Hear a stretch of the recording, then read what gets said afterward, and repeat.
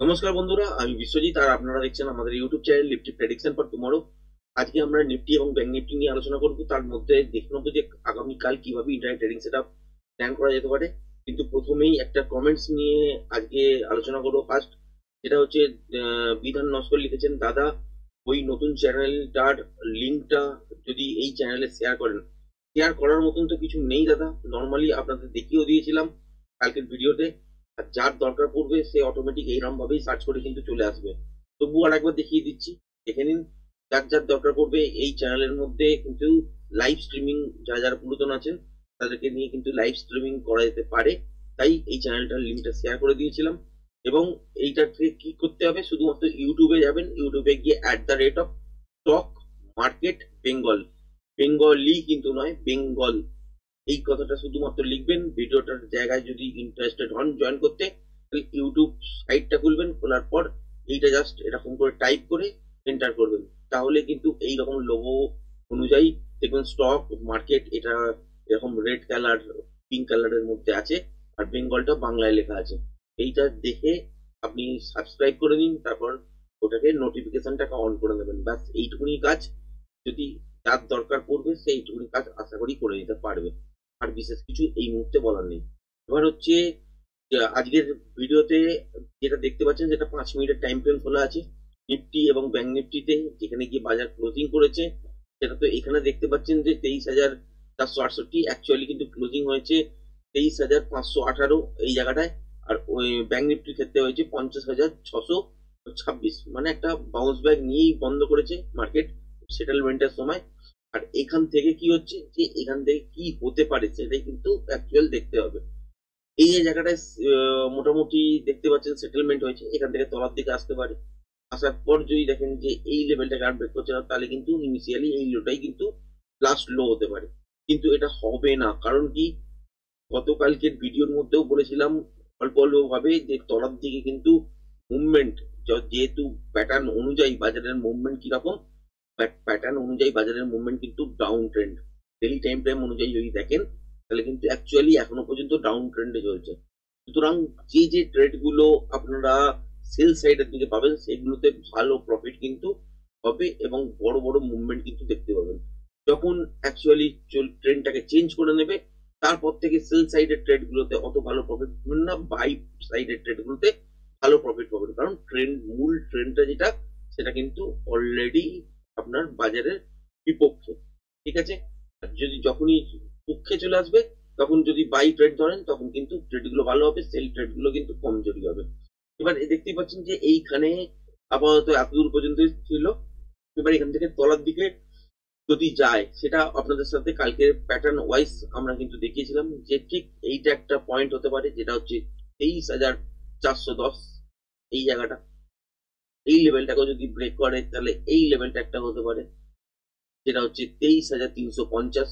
তার মানে যদি দেখেন যে কালকের দিনে আবার গ্যাপ ডাউন হয়েছে বা ফ্ল্যাট খুলেছে, খোলার পর দেখলেন যে তলার দিকের জন্য মুভ হচ্ছে, বাজার কোথায় কোথায় আটকাতে পারে, এই সাপোর্ট জোনগুলোর কাছাকাছি আটকাতে পারে। আর যদি ব্রেক করে মোমেন্টামের সঙ্গে যতক্ষণ চলবে, সেই ক্ষেত্রে যতক্ষণ হোল্ড করা যেতে পারে। যদি কোনো রকম এখানে একটা রিট্রেসমেন্ট পেয়ে থাকি, তবেই কিন্তু, মানে যদি দেখেন যে একটু গ্যাপ আপ করেছে 23,560, 550 এইসব জায়গার কাছাকাছি খুলেছে, খোলার পর দেখলেন আর সাস্টেন করছে না, তলার দিকের জন্য আসছে, কিন্তু একটা রিটেস্ট হয়ে গেছে, সেক্ষেত্রে তলার দিকে কিন্তু পড়বে, এই লেভেলটা ব্রেক করার পরও পড়বে। এবার যদি দেখেন যে গ্যাপ ডাউনে খুলেছে, সেক্ষেত্রে 23,414 এই জায়গাটা তো খুলতে পারে, মানে 400 এই সুইং লো এর কাছাকাছি। আবার এই সুইং লো এর কাছাকাছিও কিন্তু খুলতে পারে, যেটা হচ্ছে 23,350। যেখানেই খুলুক না কেন, খোলার পর খেয়াল রাখবেন যে এই লেভেলটা এর আশপাশে খোলার পর যদি একটা উপরের দিকের জন্য বাউন্স ব্যাক নেয়, তারপর দেখতে হবে যে সাসপেন্ড করছে কিনা। যদি না করে, তাহলে আলটিমেট কিন্তু আবার এই লেভেলটাকে ব্রেক করবে, ব্রেক করলে এইটা এতদূর পর্যন্ত। এবং তলার দিকে যে টার্গেটটা দাঁড়াচ্ছিল এই প্যাটার্নটা অনুযায়ী, এইখানে যে প্যাটার্নটা তৈরি হয়েছিল অ্যাকচুয়ালি ছোট টাইপের টাইম ফ্রেম অনুযায়ী, সেই প্যাটার্নটা অনুযায়ী কিন্তু এই মুহূর্তে একটা র্যালি ফেস এতদূর পর্যন্ত হতে পারত, মানে যেটা হচ্ছে 23,200 এই জায়গাটার কাছাকাছি। এখানে এসে দেখতে হবে আবার নতুন ধরনের কিছু প্যাটার্ন সেল সাইডের দিকে হচ্ছে কিনা, কারণ অ্যাকচুয়ালি ডেইলি টাইম ফ্রেম অনুযায়ী বাজারের মধ্যে টার্গেট কিন্তু দাঁড়াচ্ছে 23,100 থেকে 23,050, 23,000 এই জোনটা কিন্তু ধরে নিতে পারেন। মোটামুটি 23,198 এই জায়গাটাই দাঁড়াচ্ছে। এরপরে তলার দিকে চলতে পারে প্যাটার্ন ওয়াইজ, সেই জন্যই এই জোনটা আপনাদের সাথে শেয়ার করছি। এবার কি দেখতে পাবেন যে বাজার যদি দেখেন যে তলার দিকে গ্যাপ ডাউনে খুলেছে 23,400, 414 এইসব জায়গার কাছাকাছি, এখান থেকে একটা বাউন্স ব্যাক আসা কিন্তু স্বাভাবিক। যদি বাউন্স ব্যাক আসে, মর্নিং এ ধরুন গ্যাপ ডাউন করলো, করলে পর উপরের দিকে গেল, সেখানে কিন্তু কোনো রকম ট্রেড বেরোবে না। তারপর দেখতে হবে যে উপরের দিকে 23,518 এই জোনটা ব্রেক করছে কিনা। যদি ব্রেক করে তার মানে এখান থেকে তলার দিকে আবার রিটেস্ট করতে আসবে। তারপর দেখবেন যে আর তলার দিকে সুইং লো ব্রেক করছে না, সেক্ষেত্রে উপরের দিকে যে সুইং হাইটা থাকবে সেটা ব্রেক করা মাত্রই উপরের দিকে জন্য ট্রেড হবে। কিন্তু এইটা কিন্তু হবে না, কারণ এই র্যালিটা কিন্তু একটু ভালো পেতে চলেছেন আশা করি। তো সুতরাং এইখানে যদি গ্যাপ ডাউনেও হলে সেক্ষেত্রে উপরের দিকে একটা রিটেস্ট হতে পারে। তারপর যখন আবার লেভেলটা ব্রেক করবে সেক্ষেত্রে শর্ট করতে পারে। আর যদি দেখেন যে ফ্ল্যাট বা ছোটখাটো গ্যাপ আপ খুলেছে, তাহলে এই লেভেলটার কাছাকাছি থেকে একটা রিটেস্ট করবে, রিটেস্ট করার পর আর উপরের দিকে চলতে পারবে না। তারপর যখন তলার দিকের জন্য মুভ করাবে সেক্ষেত্রে উপর থেকেও কিন্তু শর্ট করা যেতে পারে। এবার কতদূর পর্যন্ত র্যালিটা আসতে পারে? 23,200 পর্যন্ত একটা মোমেন্টাম ট্রেড পেতে পারেন। মানে আগামীকাল মর্নিং এ যদি দেখেন যে বাজার ফ্ল্যাট খুলেছে, খুলে উপরের দিকে কিছুটা গেছে বা গ্যাপ ডাউন খুলেছে এইসব জোনের কাছাকাছি, খোলার পর উপরের দিকের জন্য শুট করেছে, তাহলে খেয়াল রাখবেন যে 23,518 এই লেভেলটা ব্রেক করছে কিনা। যদি ব্রেক করে তাহলে তলার দিকে একটা রিটেস্ট করবে, আর যদি রিটেস্ট করার পর যেই দেখেন যে উপরের দিকে লেভেলটা ব্রেক করছে, তাহলে কিন্তু এখান থেকে উপরের দিকের জন্য আবার মুভমেন্ট চালু হবে এবং নেক্সট প্যাটার্ন শুরু হবে। যদি না করে তাহলে হচ্ছে এই ওপর অব্দি আসার চেষ্টা করবে, তারপর আবার লেভেলটাকে ব্রেক করবে। ব্রেক করার পরই কিন্তু একটা মোমেন্টাম ট্রেড আপনারা 23,200 পর্যন্ত পেতে পারেন। তারপর কি হতে পারে যে এখান থেকে রিভার্সাল সাইন দেখতে পারেন। প্যাটার্ন ওয়াইজ কি ধরনের এই জায়গাটায় মুভমেন্ট দেবে সেটা এই মুহূর্তে তো বলা যাচ্ছে না, কিন্তু কালকের দিনে যদি দেখা যায় যে গ্যাপ আপ খুলেছে, খোলার পর এরকম তলার দিকে পর্যন্ত এসছে, তারপর একটা রিটেস্ট করেছে, প্যাটার্ন বানিয়েছে, প্যাটার্ন ওয়াইজ যদি কন্টিনিউশন ট্রেড বেরোয় সেক্ষেত্রে তলার দিকে ফার্স্ট হাফের মধ্যেই দেখতে পাবেন হয়তো এতটা। তারপর যদি রিভার্সাল সাইন দেয় সেক্ষেত্রে আবার কিন্তু উপরের দিকের জন্য একটা সুন্দর মুভমেন্ট পেতে পারেন, মানে বোথ সাইড মুভমেন্ট হতে পারে। আর যদি দেখা যায় যে গ্যাপ ডাউন খুলেছে, খোলার পর উপরের দিকের জন্য কিছুটা ট্রেড হয়েছে, তারপর আবার তলার দিকে আসছে, সেক্ষেত্রে রিভার্সাল সাইন দেখবে তবেই কিন্তু শর্ট। এবং এই এই জায়গাটায় গিয়ে বাজার একবার আসতে পারে। আর যদি প্যাটার্ন ওয়াইজ না হয়, যদি বাউন্স ব্যাক নর্মাল নিয়ে তারপর লেভেলটাকে ব্রেক করে, তাহলে কন্টিনিউশন ট্রেড হিসাবে সেকেন্ড হাফে আপনারা এতদূর পর্যন্ত দেখছেন, যেটা হচ্ছে 23,200, এবং এর তলাতেও যেতে পারে। এবং এই লেভেলটাকে যদি ব্রেক করে কন্টিনিউশনের সঙ্গে চলে সেক্ষেত্রে এক্সটেনশন হিসাবে চলবে, তাহলে 23,100 কাছাকাছি পর্যন্ত টার্গেট হতেই পারে, বা 23,150 কাছাকাছি টার্গেট হতে পারে। সেটা হচ্ছে ইন্টারডেতে ফ্রেশ প্রাইস অ্যাকশন দেখার পরই কিন্তু অ্যাকচুয়ালি বুঝতে পারবেন যে এখান থেকে অ্যাকচুয়ালি কন্টিনিউশন ট্রেড বেরোবে নাকি এখান থেকে রিভার্সাল ট্রেড বেরোবে। কারণ বাজারের মধ্যে যখন মার্কেট চলবে তখনই কিন্তু প্যাটার্ন তৈরি হবে।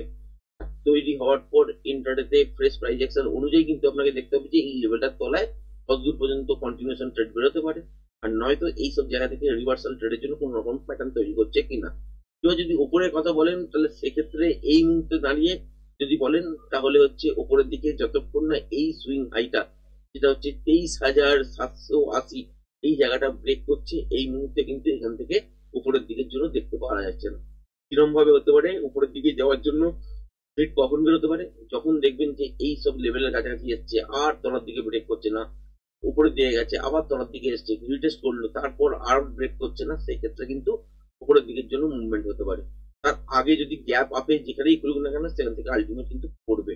ফাইনালি এই লেভেলটার উপর যদি কোনো কারণে গ্যাপ আপ হয়, তাহলে লেভেলটা বুঝতেই পারছেন, 23,780 মানে হচ্ছে প্রায় কিছু না হলেও 250-300 পয়েন্ট গ্যাপ আপ। এটা কিন্তু মোটামুটি কালকের দিনে হয়তো সম্ভব হবে না। সুতরাং এই জায়গাটার জন্য সেই জন্য উপরের দিকে ট্রেডের কথা কিন্তু বলছিলাম।